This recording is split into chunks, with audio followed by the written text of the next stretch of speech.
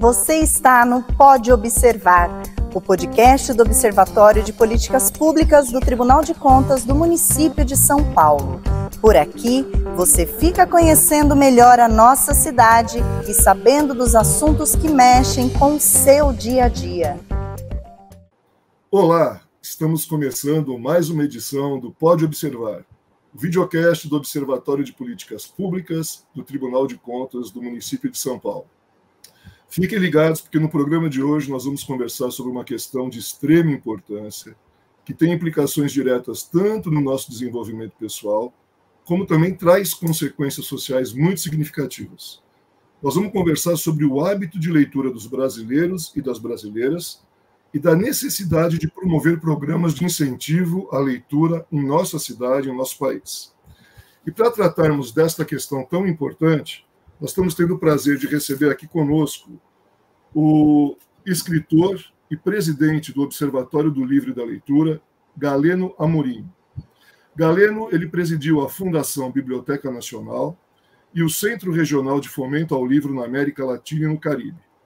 Foi responsável também pela criação do Plano Nacional do Livro e Leitura do Ministério da Educação, criou o Programa de Internacionalização da Literatura Brasileira e é autor e coautor de 18 livros, entre eles Retratos da Leitura do Brasil, que trata justamente do comportamento do leitor no nosso país. Ele também lecionou na Fundação Getúlio Vargas, na PUC e na Unesp. Bem-vindo, professor Galeno Amorim. É um prazer tê-lo conosco. Bem-vindo, obrigado. Sinto-me bastante em casa para discutir esse assunto e quero saudar a iniciativa do tribunal, particularmente de vocês envolvidos no debate, na discussão de um tema como esse, que é tão importante para a construção de uma sociedade civilizada, organizada, próspera e humana. Então, saúdo muito essa possibilidade dessa conversa. E também temos o prazer de receber aqui conosco o Fred Henrique Miller, que é auditor do Tribunal de Contas do município de São Paulo, coordenador da Coordenadoria 2 da Secretaria de Controle Externo aqui do Tribunal e também coordenador adjunto do Grupo de Trabalho Educação do Observatório de Políticas Públicas do Tribunal de Contas.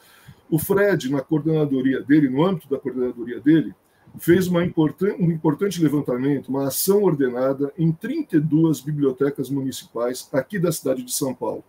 E ele, além de me ajudar na entrevista com o professor Galeno, vai também falar um pouquinho dos resultados desse levantamento. Fred, muito bem-vindo aqui ao nosso programa.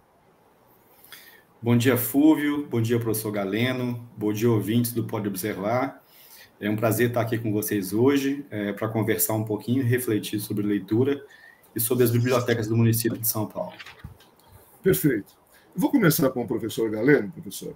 É o seguinte, toda vez que se faz algum tipo de levantamento ou pesquisa sobre hábito de leitura dos brasileiros e das brasileiras, normalmente o resultado não é muito animador. Normalmente os resultados indicam que os brasileiros leem muito pouco, inclusive em comparação com populações de países que estão próximos a nós, também na realidade aqui sul-americana, caso de Chile, Argentina, Colômbia. E também há levantamentos que dizem que mesmo entre aquelas camadas da população que teoricamente deveriam ter mais facilidade de acesso a livros e à leitura, que são as camadas A e B, esses índices de leitura também têm declinado ao longo do tempo. Por outro lado, a gente teve recentemente a Bienal do Livro aqui em São Paulo, e teve o pessoal da área de edição de livros, né, as editoras, comemoraram muito a presença que eles consideraram bastante significativa do público. E isso costuma acontecer quando há esses grandes eventos aqui ligados à questão do livro, né? Eu queria que o senhor falasse para a gente um pouquinho sobre essa questão do hábito de leitura dos brasileiros. Ele realmente é muito baixo em relação a outras populações próximas de nós. E por que, na visão do senhor, isso acontece? Deve ter múltiplos fatores, mas eu queria que o senhor indicasse aqueles principais fatores disso acontecer. Maravilha, eu vou começar respondendo pela última questão e depois discorro sobre as outras. Em primeiro lugar, é preciso reconhecer e sempre lembrar que também nessa área, que é a questão da leitura, as políticas públicas da leitura, há vários Brasis. Então, é um Brasil que lê muito, é um Brasil que lê romance, que lê conto, que lê ficção, que lê filosofia, e há o Brasil que não lê nada disso, ou que lê algum tipo de leitura mais rápida. Há, de uma maneira geral, duas grandes questões que atingem essa área e afligem essa área. Há duas razões principais pela baixa leitura. A primeira delas é a questão, vamos chamar assim, de técnica, que é ligada à habilidade. Se eu não sei dirigir, eu não tenho habilidade para pegar um carro, um veículo, ligar e começar a andar pela cidade. E isso acontece de uma maneira muito clara com boa parte dos leitores e não leitores brasileiros. Pessoas do analfabetismo absoluto, que não tem condição nenhuma de ler, porque não domina essa habilidade, essa técnica da leitura.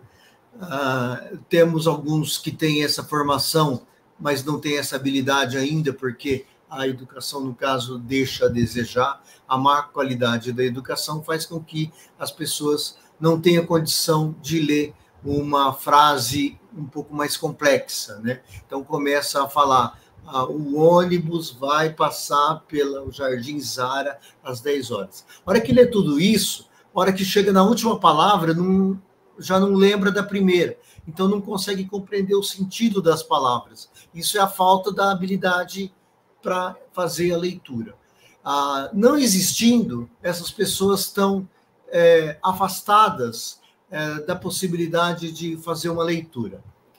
E é uma quantidade muito grande de pessoas nessa situação. Dezenas de milhões de brasileiros encontram-se nessa situação e é algo que afasta terrivelmente do acesso aos livros e a leitura de outros materiais. Tem uma outra questão igualmente grave, que é a questão do acesso. A questão do acesso ela é medida pela ausência de bibliotecas e de outros pontos de leitura ao longo do país, representado por bibliotecas em número insuficiente, longe das casas, representado também pela precariedade, bibliotecas que não abrem em determinados horários, quando as pessoas que trabalham poderiam ter acesso aos livros e outros materiais de leitura.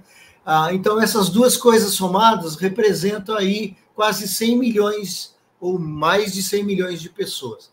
E entre as precariedades encontra-se a questão do acervo sem qualidade, que muitas vezes não é renovado, que muitas vezes não dispõe de títulos interessantes, títulos atuais que as pessoas buscam para ler. Aí, o que acontece? Quando alguém vai até uma biblioteca, essa pessoa não encontra o livro uma vez, 2 vezes, 3 vezes, muitas vezes ela nunca mais vai voltar nessa biblioteca. Muitas vezes, daí a um tempo, ela volta procurando outro livro, mas aquele livro que ela pretendia ler, passou. Certamente ela nunca mais vai ler aquele livro. Por alguma razão, ela tinha necessidade naquele momento. Essa razão pode ser um exame vestibular, pode ser um concurso, pode ser um determinado tema que surgiu numa conversa, num boca a boca, alguém comentou, a pessoa ficou doida para aquele livro, viu na televisão, viu no cinema, viu na rede social e foi atrás do livro. Depois perdeu o interesse. Então, essa leitura é uma leitura não realizada para o resto da vida, né? Por toda a eternidade. Pode vir um outro livro no lugar, mas aquela exatamente não vai acontecer. Então, é uma série de problemas. Por que acontece isso? Está ligado à questão da situação econômica, situação social do cidadão. Então, os estudos, eu coordenei e fiz a metodologia do primeiro da edição da pesquisa Retratos da Leitura no Brasil. Isso mostra com clareza que está ligado à questão socioeconômica das pessoas e escolaridade. Não é que quem é rico lê mais, muito pelo contrário. A gente tem visto um movimento exatamente em contrário disso, para responder a uma das questões que você trouxe, Fulvio. Mas as pessoas que têm uma certa colocação na sociedade têm acesso a um universo cultural mais ampliado, ela é uma leitora em potencial. Quando não tem acesso ao teatro, ao cinema, ao show de música, há várias possibilidades. Ela está mais distante da leitura. E quanto menor a escolaridade, isso também acontece. Então, por que é econômica também? Porque quando você tem um pouco mais de recursos financeiros, você tem condição de bancar e ter acesso a uma série de atividades. Fred, eu queria chamar você para esta conversa também, porque o professor falou bastante sobre a questão das bibliotecas nessa primeira intervenção. E vocês fizeram justamente essa ação ordenada em 32 bibliotecas de bairro da cidade de São Paulo. Eu queria que você falasse para a gente por que o foco foram nessas bibliotecas de bairro, né? Qual foi a metodologia que vocês adotaram para verificar a condição dessas bibliotecas e, resumidamente, quais foram as principais considerações trazidas por essa ação ordenada? Bom, acho que, primeiramente, a gente precisa esclarecer, dar um pouquinho mais de informação para o ouvinte sobre em que consiste uma ação ordenada, né? Uma ação ordenada é um procedimento que é adotado pelo Tribunal de Contas para realizar um levantamento de dados. De uma forma mais didática, seria o mesmo que fazer uma radiografia, né, sobre determinado objeto, que, no caso, foram as bibliotecas de bairros do município de São Paulo. Nas ações ordenadas, né, um grande número de auditores vai a campo de maneira simultânea, né, coletar informações, evidências e fazer registros, né, de situações fáticas sobre um escopo previamente definido. Os achados das ações ordenadas, eles são muito úteis para diversos fins, especialmente na identificação do que nós, auditores, chamamos de pontos de riscos, que são situações sensíveis e que eventualmente podem ser avaliadas com a realização de outros trabalhos específicos, como inspeções, auditorias, ou seja, outras fiscalizações. Lembrando que esse procedimento, né, tem sido largamente utilizado pelos tribunais de todo o país. Inclusive, em meados de 2023, nós tivemos uma ação ordenada de caráter nacional, com foco na infraestrutura das escolas, né? Ação essa que teve grande repercussão e cobertura pelos veículos de comunicação. Nesse caso específico, a ordenada das bibliotecas, ela teve o enfoque, né, primeiramente, né, nas bibliotecas públicas de bairros. E por que as bibliotecas públicas de bairros? A gente parte do pressuposto de que esses ativos eles estão mais próximos da população, mais distribuídos, né, ao longo do município, né, geograficamente falando, mais distribuídos, e que tem um poder de estar mais próximo da população, especialmente da população mais carente. Lembrando que o Sistema Municipal de Bibliotecas, né, do município de São Paulo contempla 118 bibliotecas, né, das quais 51 são bibliotecas de bairros, ou seja, metade é biblioteca de bairros, e há uma outra grande concentração também, que são bibliotecas que estão dentro dos CELs. Dessas 51 bibliotecas, nós fomos a 32, o que representa cerca de 60% de todas as bibliotecas de bairros. Qual foi o enfoque dado na ação ordenada?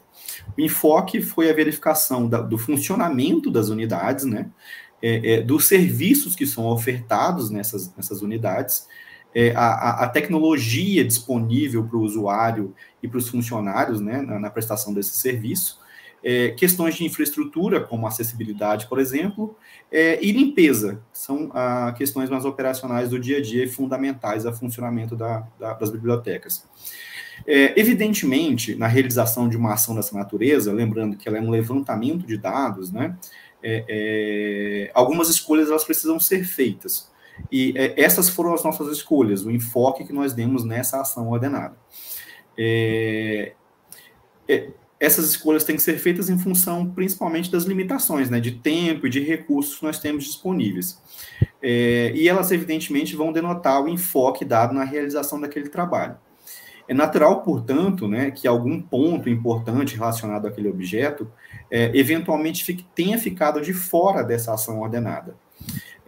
Baseado nesse pressuposto, né, e partindo e aproveitando a oportunidade que nós estamos conversando aqui com um especialista que tem grande bagagem no assunto, grande conhecimento sobre bibliotecas, eu gostaria de perguntar para o senhor, professor Galeno, além desses 5 pontos que eu citei aqui, que é funcionamento, serviços ofertados, a tecnologia, questões de infraestrutura e mesmo limpeza, se o senhor consegue identificar algum outro ponto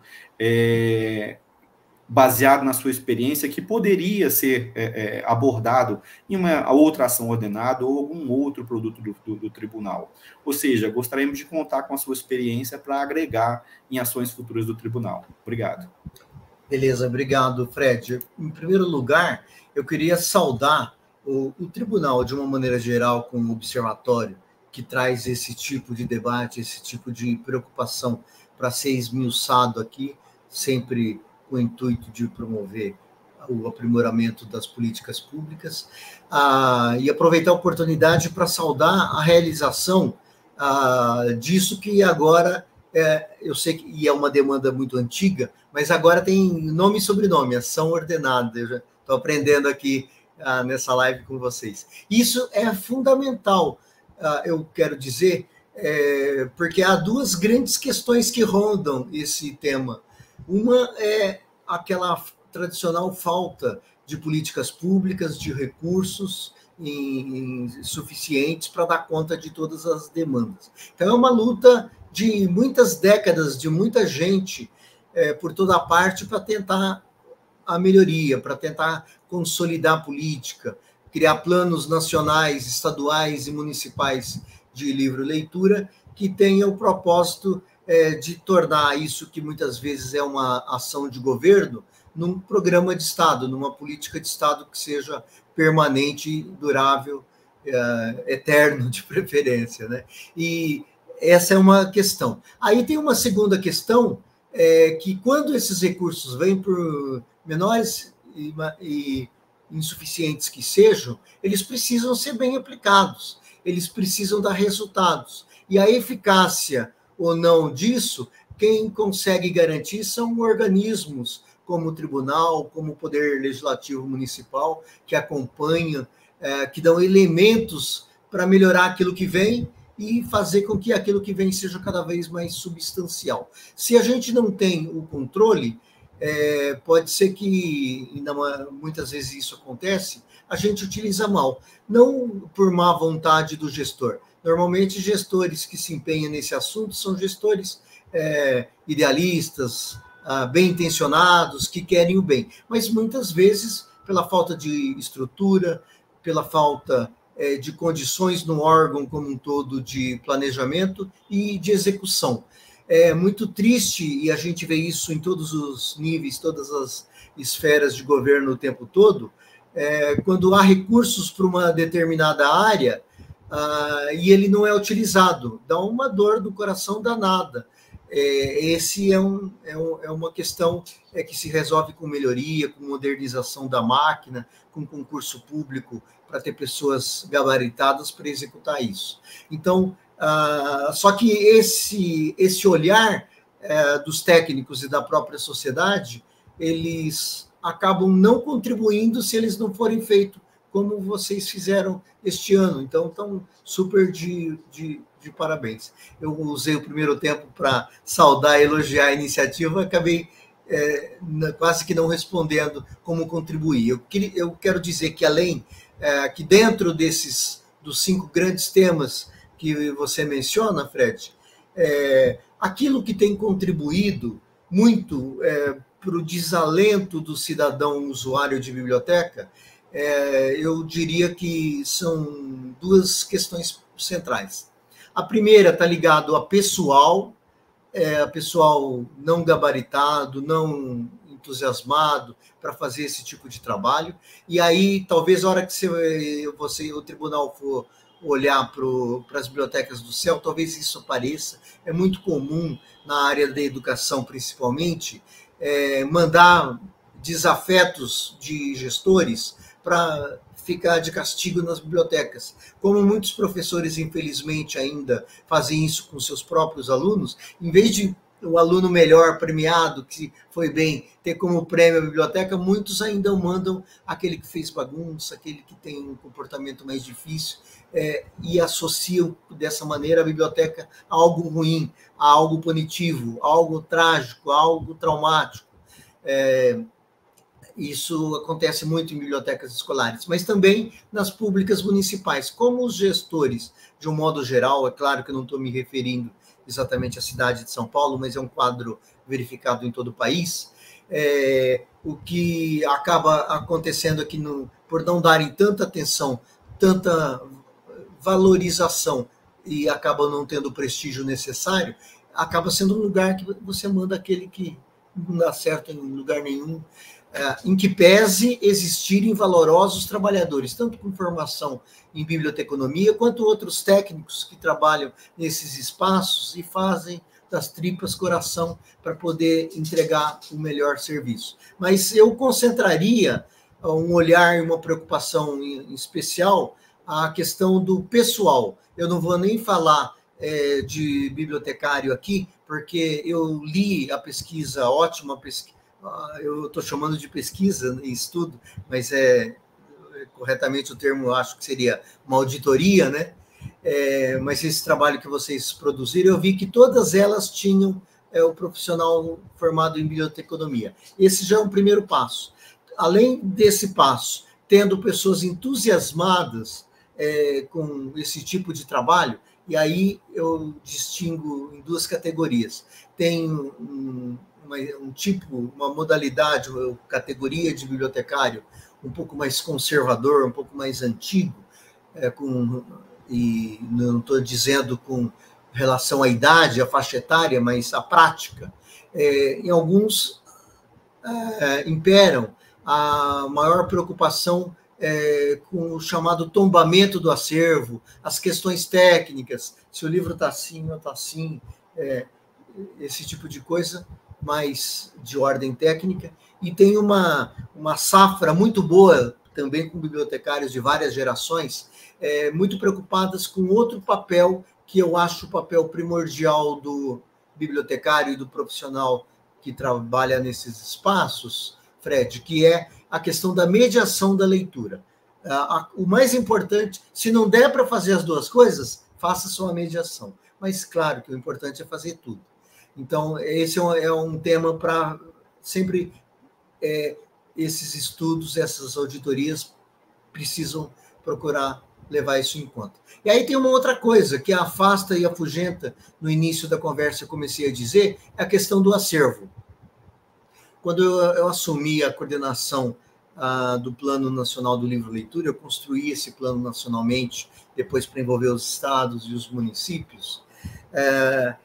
Eu me lembro que numa determinada cidade brasileira tinha uma biblioteca aparentemente incrível, com um acervo maior que a maioria dessas que vocês auditaram.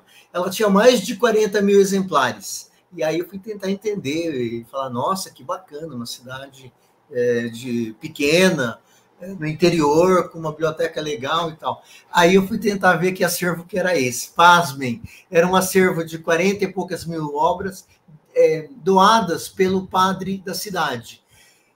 Por cargas d'água, esse pároco era alemão e doou todos os livros dele para a biblioteca municipal, que era composta desses livros, todos em alemão. Nenhuma as pessoas conseguiam ler. Então, tá vendo como o acervo faz toda a diferença?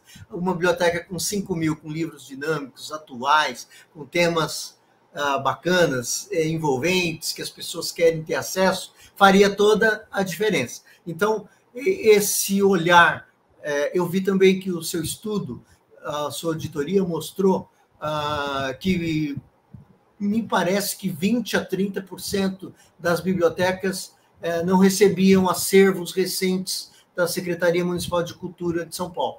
Aí aquele menino que está na escola ouve a turma falar, acabei de ler um livro legal, é de um cara que escreveu sobre hip hop, sobre isso, aquilo, quero ler. Esse menino vai naquela biblioteca algumas vezes, não encontra esse livro, ele fala, não, biblioteca não tem o que eu quero, só tem algumas coisas aqui. De repente, com todo o respeito e admiração que eu tenho pelos clássicos, mas de repente um clássico de 200 anos atrás, de 500 páginas, que aquele jovem leitor ainda não está preparado para ler. Não é que ele não deve ler, ele ainda não consegue alcançar.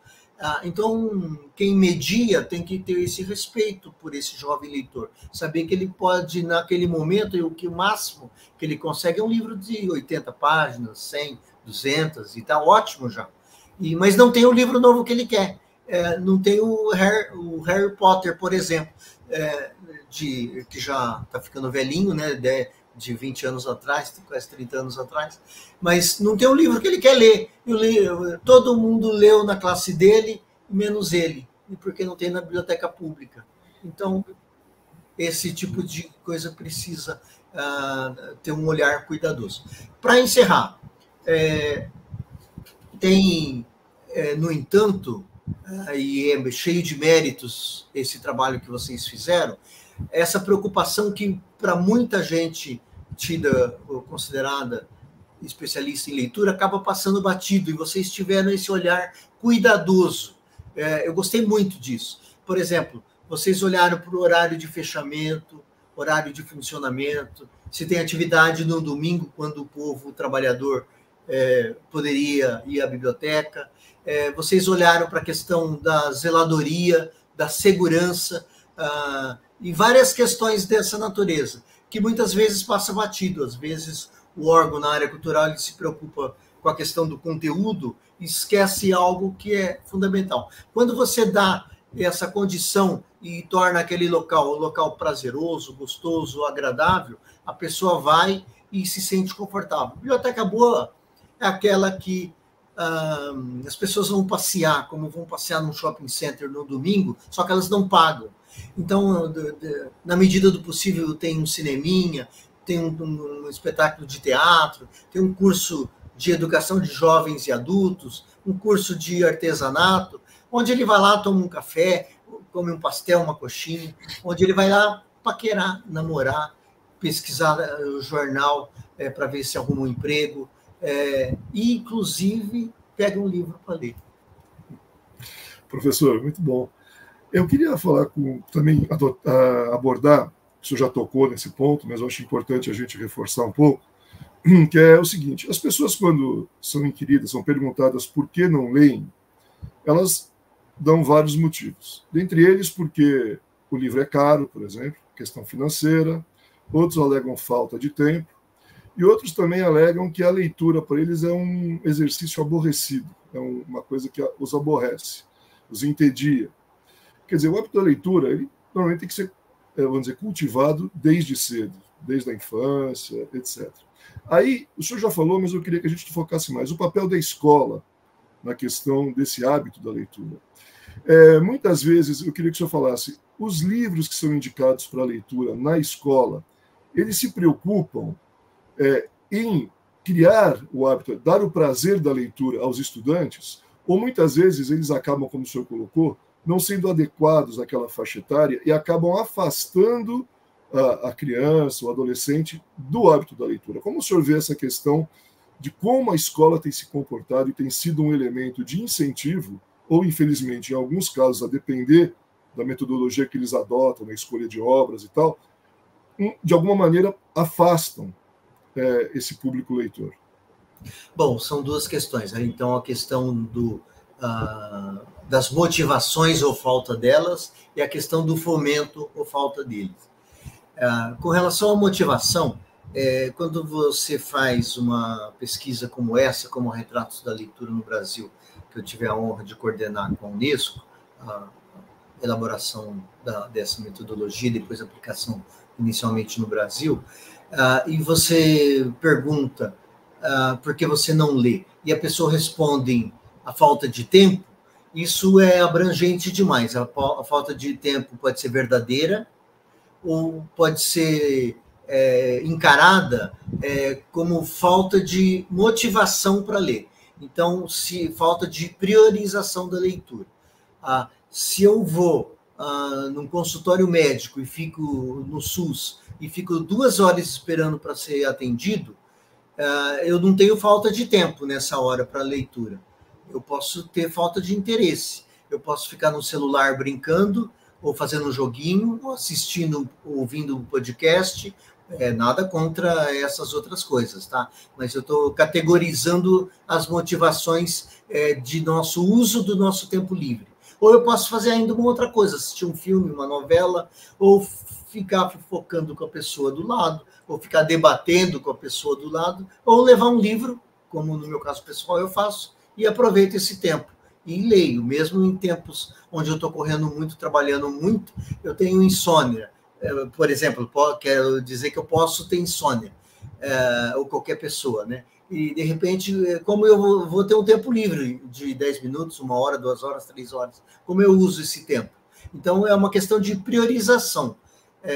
Quando a gente ouve falar falta de tempo, tem que levar em conta essas questões todas que acontecem. Às vezes a resposta para isso é como eu pretendo usar o meu tempo livre. Posso usar jogando futebol, andando de bicicleta, caminhando, indo na academia, lendo um livro.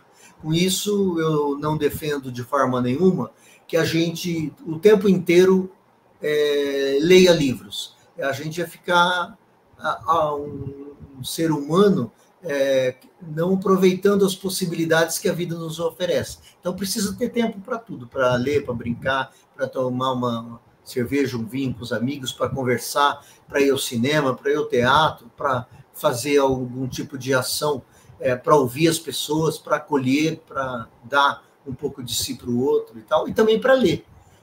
Isso é importante nessa divisão. Agora, outra coisa com relação ao fomento, que é aquela coisa da escola. A escola é a grande responsável no mundo todo, e particularmente no Brasil também acontece assim, pela formação de leitores. A professora é a pessoa, junto com a mãe, que mais tem papel positivo na formação de leitores que gostam de ler. Quando você sai por aí perguntando para as pessoas quem te fez gostar de ler, sempre é a minha professora, a minha mãe. Elas disputam pau a pau. Tem época que é uma, tem época que é outra. Aí quem perde, eu acho que corre atrás de fazer seu papel melhor e vira o resultado da pesquisa seguinte, na edição seguinte. É uma disputa bem-vinda e necessária. Quando a mãe, então, é professora, aí vai lá em cima esse papel. Nós, homens, infelizmente, estamos cumprindo muito mal ou nem chegando a cumprir esse papel. E a família, Fúvio, é importante que se diga que tem um papel fundamental nesse processo. A gente já fala da escola, mas a família e todo mundo tem responsabilidades nisso. Não precisa ser pai ou mãe para isso. Você pode fazer isso com o seu afilhado, com o seu neto, com o seu vizinho, com o seu sobrinho, com alguma criança qualquer que seja. É importante que as famílias levem em conta que, além de dar um brinquedo, é bacana dar um brinquedo, sim, claro, podendo dar, faça isso. Mas, às vezes, dê um livro de presente. Às vezes, vai passear em algum lugar, inclua uma livraria, inclua uma biblioteca nesse passeio, nessa programação. A Unesco tem estudos que mostram que quando o livro no melhor sentido dessa palavra que eu vou utilizar agora, que é banalizado, ele está por toda parte na casa, nesse sentido de banal. Então, ele está no banheiro, ele está no guarda-roupa, ele está dentro da gaveta, fora da gaveta, na prateleira, na mesa, no criado mudo, está em todos os lugares. Ele passa a ser algo próprio e participante do próprio processo de vida das pessoas. É uma das condições para se formar bons leitores. Então, a família tem que fazer isso. Agora, a escola, respondendo uma das questões que você traz. A escola, que é esse grande formador, também muitas vezes funciona como um cemitério de leitores. Isso, eu estou usando uma palavra pesada porque essa situação é muito negativa nesse processo de desenvolvimento de uma sociedade justa e humana. Quando o professor ensina o aluno a não gostar de ler, ele está formando um não leitor. Muitos professores, e eu converso com muitos deles, faço muitas palestras, vou muito às escolas, também sou autor de livros para crianças e adolescentes, não gostam de ler. E aí é muito difícil ele transmitir para esse seu aluno o gosto pela leitura. Ele já está prestando um desserviço. Ele presta um outro desserviço também quando ele acha que ele é muito sabido e fala, agora eu vou ferrar. Esse cara acha que está me enganando, que está lendo, que não sei o quê, não sei o quê. Aí ele cria as famosas pegadinhas para ferrar o aluno. Então, faz aquela pergunta difícil, capciosa, que nem um leitor muito experiente, de repente, não saberia responder. Que o autor quis dizer na página 89, quando ele mostrou que o cara estava de camisa azul, assim que nem a minha, e estava usando o óculos virado na orelha. Ele não quis dizer nada, ele só retratou. Então, ele quer ferrar o leitor. Ele afasta o leitor do livro com isso. Da mesma maneira que ele, isso eu disse há pouco, pega um livro que está além das possibilidades do leitor e obriga aquele leitor jovem, coitadinho, a engolir algo que não dá conta. Eu já tentei fazer uma leitura quando eu estava aprendendo espanhol, há alguns anos atrás, fazer uma leitura com um espanhol castiço do Equador de 200 anos atrás. Eu sofri, eu transpirava, mas eu fiz algo que o leitor normal não deve fazer. Insistir com esse livro até o fim. Eu fui até o fim, não entendi nada, mas fui até o fim e falei, nossa, eu dei conta de ler. Não me ajudou nada, absolutamente nada, me afastou.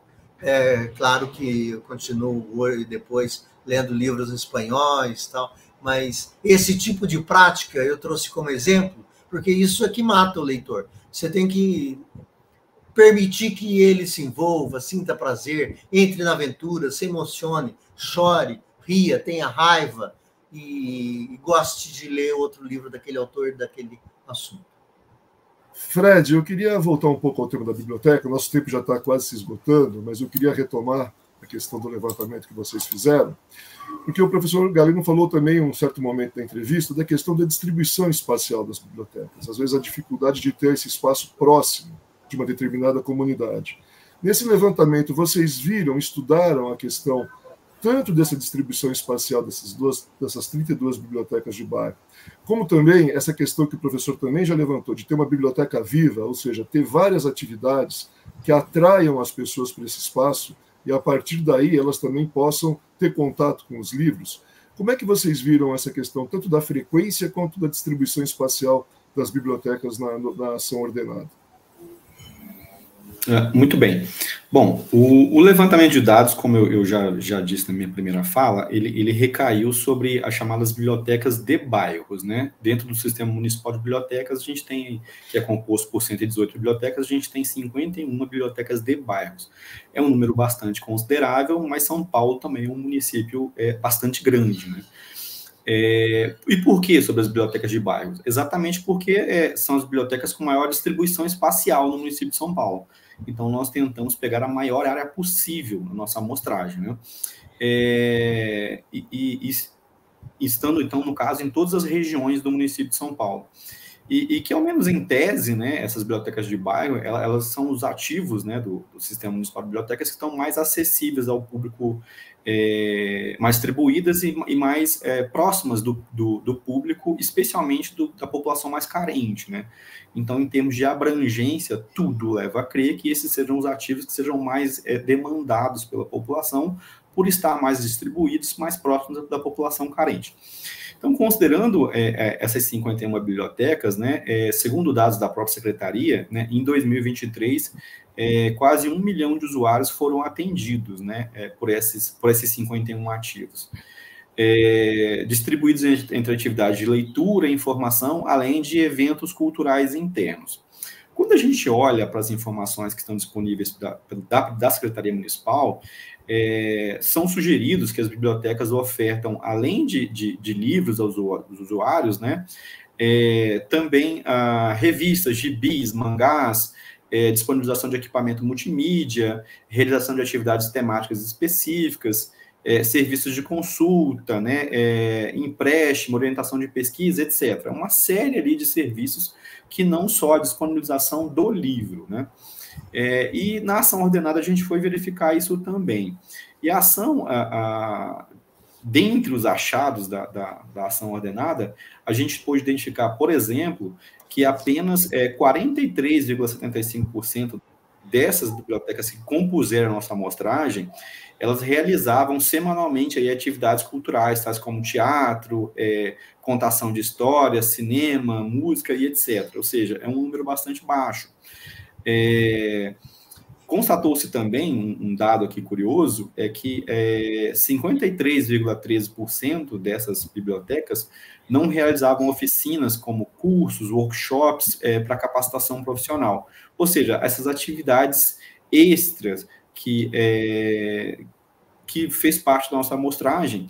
E baseado, então, nesses achados, ou seja, dessas atividades complementares, que não só a disponibilização do livro, e baseado, evidentemente, na experiência do professor, eu queria perguntar, professor, com base na sua experiência, o quão efetivas são essas atividades complementares, né, para atrair público para as bibliotecas e tornar maior o hábito de leitura. Eu sei que o senhor já trouxe bastantes exemplos aqui ao longo das suas falas, mas de forma concentrada. Qual a importância dessas atividades para o hábito de leitura? Fred, essas atividades fazem toda a diferença na vida de uma biblioteca.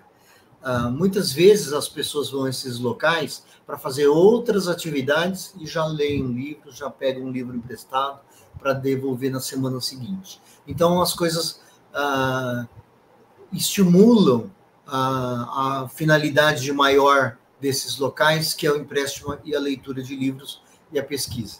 Mais do que isso, no entanto, é que o fato que as bibliotecas que têm dado certo no mundo, e a Colômbia, por exemplo, é um grande exemplo disso, usou muitas bibliotecas para recurar o país, curar as feridas sociais pelas guerras civis, guerras contra o narcotráfico e as questões políticas e tal, de perseguições e tudo mais.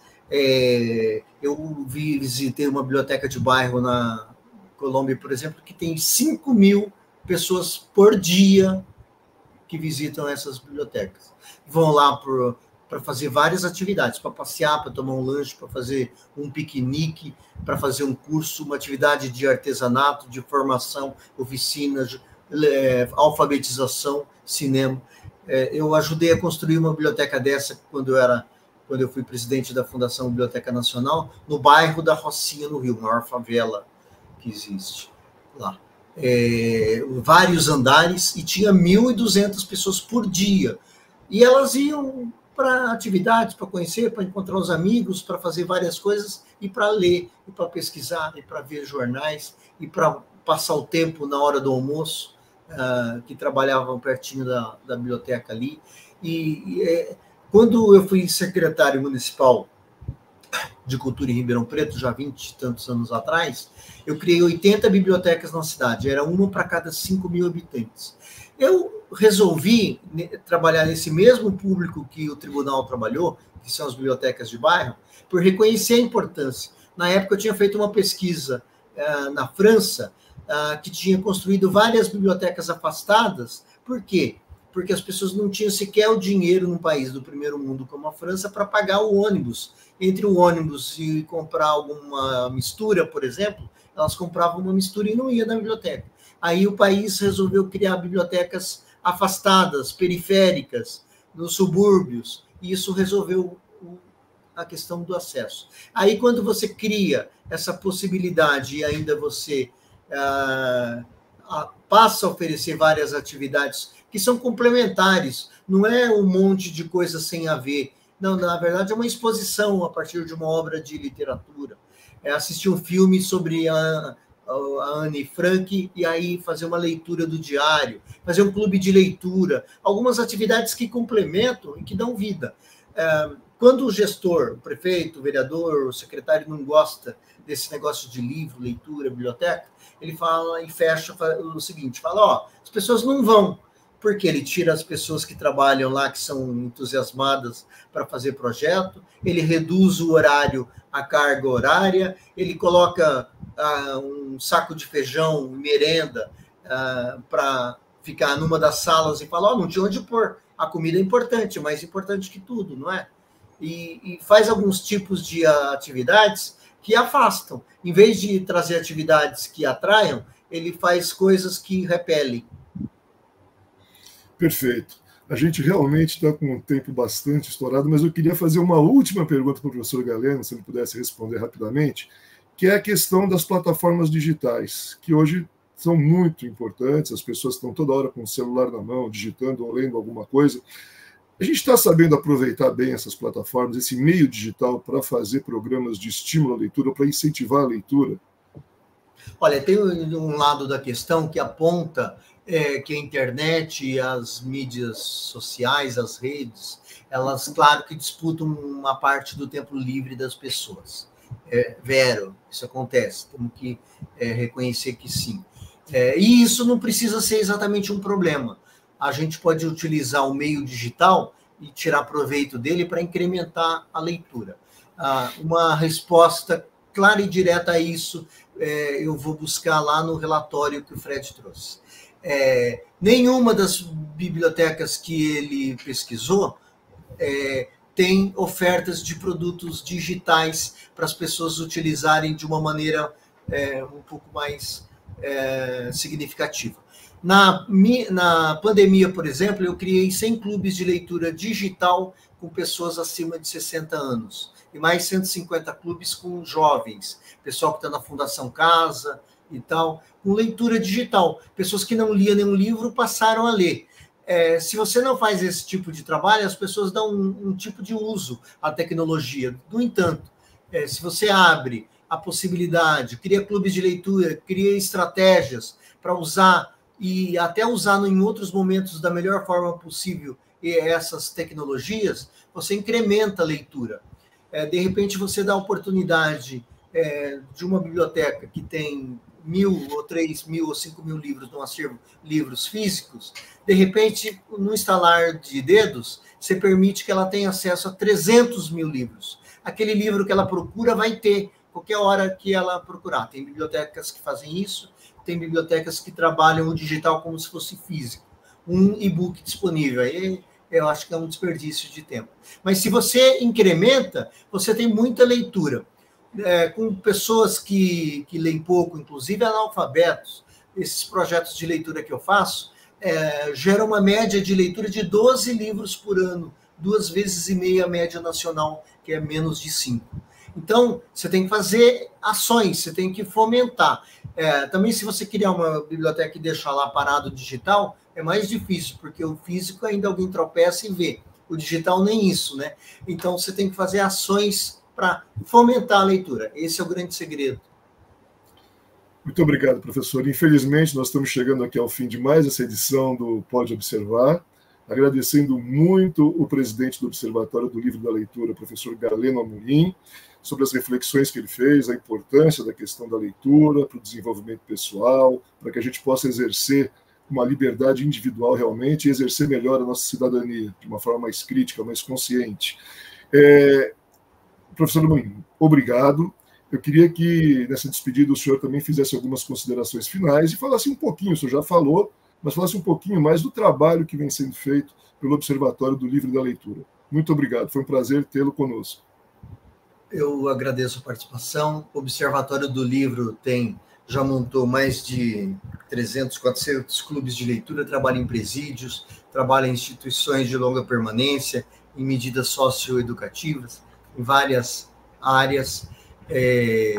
Inclusive, está testando agora com moradores de rua, projetos de leitura, clubes de leitura, e com pessoas presas a gente atendeu mais de 10.000. Agora, por exemplo, a gente está atendendo um grupo com tablets, com leitura digital, porque isso vai permitir que todas as 800.000 pessoas que formam a população carcerária no Brasil tem acesso a projetos de leitura, inclusive com remissão da pena 4 dias para cada livro lido. Eu termino, agradeço, cumprimento o Observatório e particularmente o Tribunal por essas iniciativas, e como o Fred fará as considerações finais, eu queria ouvir dele uma coisa, já que ele me fez algumas questões também. Fred, depois que você faz essa auditoria, o relatório, tudo isso acontece, esses órgãos públicos são obrigados a tomar algum tipo de atitude ou só são alertados? Como que funciona? Obrigado, gente. Nós aqui agradecemos. Fred, bom, antes de você responder, o professor Galeno, eu queria também agradecer muito a sua participação aqui, as informações que você trouxe, o auditor Fred Miller, aqui do Tribunal de Contas do município de São Paulo, as informações sobre aquela ação ordenada nas 32 bibliotecas de bairro da cidade de São Paulo, ele trouxe aqui, esmiuçou um pouco o trabalho que foi feito pelos auditores, e, como falou o professor Galeno, pode fazer as suas considerações finais e aí embutir a resposta ao questionamento que ele fez a você. Muito obrigado, Fred. Bom, professor, vamos começar então respondendo a pergunta, depois as considerações finais. Muito bem. Na minha primeira fala, eu destaquei que esse trabalho é um trabalho de levantamento de dados, né? Então, a finalidade dele é levantar pontos de risco. Ele, por si só, ele não é uma fiscalização onde existe uma penalidade para o administrado. Ele, na verdade, é um trabalho que ele subsidia a realização de outras fiscalizações. Então, a utilização desse trabalho é mais interna, né? Então, dentre aqueles achados, a gente, de acordo com a agenda do tribunal, a gente vai encaixando ali outros trabalhos de fiscalização específicos para tratar daqueles pontos. Então, futuramente, haverá outros trabalhos de fiscalização focados em alguns pontos daqueles que a gente identificou, como mais sensíveis. Evidentemente, não dá para abordar todos os temas, né? A gente não consegue fiscalizar todos os pontos de todos os serviços públicos que são ofertados pelo município de São Paulo. A gente tem uma identificação do que a gente chama de risco, né, de materialidade e risco, e isso entra na nossa agenda, a gente vai dar início a fiscalizações no momento oportuno. Então, de maneira mais sintética, é um trabalho de uso interno que vai subsidiar outras ações de fiscalização. Bom, espero que tenha sido fácil a compreensão. Muito bem. Dito isso, eu gostaria, então, de agradecer aqui, primeiramente, a você, Fúvio, pela oportunidade, né? Agradecer também ao professor Galeno por compartilhar um pouco aqui da sua vasta experiência conosco. É um aprendizado enorme conversar com o senhor. Agradecer também ao Pode Observar, né, por promover esse espaço aqui de debate, de reflexão, e dizer que estamos disponíveis sempre que for necessário. Meu muito obrigado e até a próxima. Obrigado, Fred. Agradeço também a sua colaboração nos questionamentos ao professor Galeno.